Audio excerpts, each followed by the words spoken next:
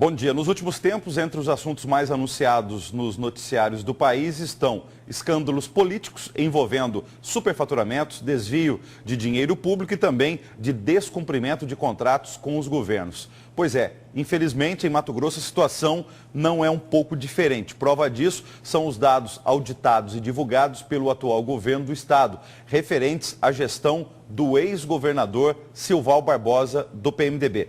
Para se ter uma ideia, um prejuízo de mais de R$1 bilhão ao erário foi identificado entre as irregularidades apontadas pela Controladoria Geral do Estado.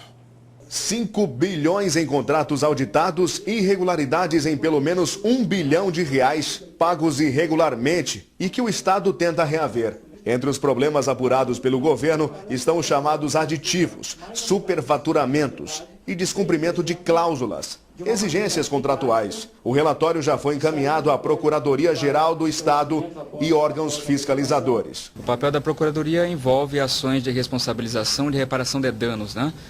3 exemplos foram citados previamente. O primeiro deles, que demandou a origem da própria ação contra o consórcio VLT. Então, este componente de responsabilidades está judicializado, como é do conhecimento dos senhores, e teremos uma decisão definitiva sobre este tema, o que não implica em que a obra não será retomada. Pelo contrário, a obra será retomada. Agora, ela deve ser retomada com amparo técnico. Por outro lado, a Procuradoria já ingressou com ações também relacionadas à desconstituição de doações de imóveis concedidos de forma irregular no ano passado. Logo no início do ano isso aconteceu com a Escola José Magno.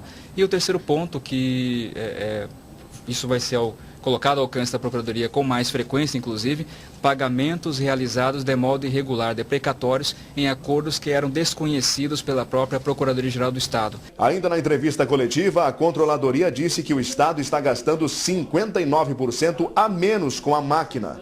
Foram R$80 milhões de janeiro a maio de 2015 e 30 milhões no mesmo período deste ano. Só com auditorias, a economia foi de R$290 milhões.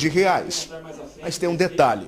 Parte do que permanece nos cofres públicos tem relação direta com a judicialização da saúde. Em 2014, o Estado teve mais de R$100 milhões bloqueados pela Justiça por meio de liminares.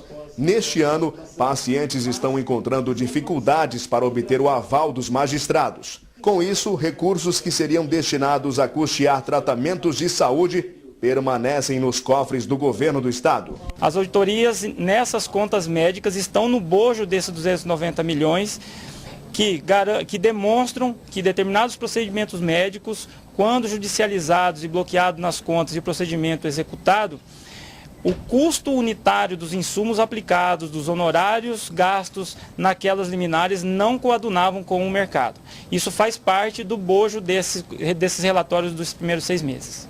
Economia que, segundo o secretário de Planejamento, dá novo fôlego para um estado sem combustível há 6 meses e que hoje já pode projetar novos investimentos. Nós estamos trabalhando com a possibilidade de que a gente consiga cobrir as despesas de custeio, as despesas de pessoal e ainda realizar alguns investimentos. O que significa dizer o quê? Nós já diminuímos, estando rumando a um equilíbrio até o final do ano. Ainda temos aí pelo menos 4 meses de receita para entrar, de despesas também de FEX para entrar, para que a gente possa estabelecer uma conta final de equilíbrio e chegar no final do ano pelo menos com as contas organizadas. Então essa é a determinação de ajuste, de arrumar a casa.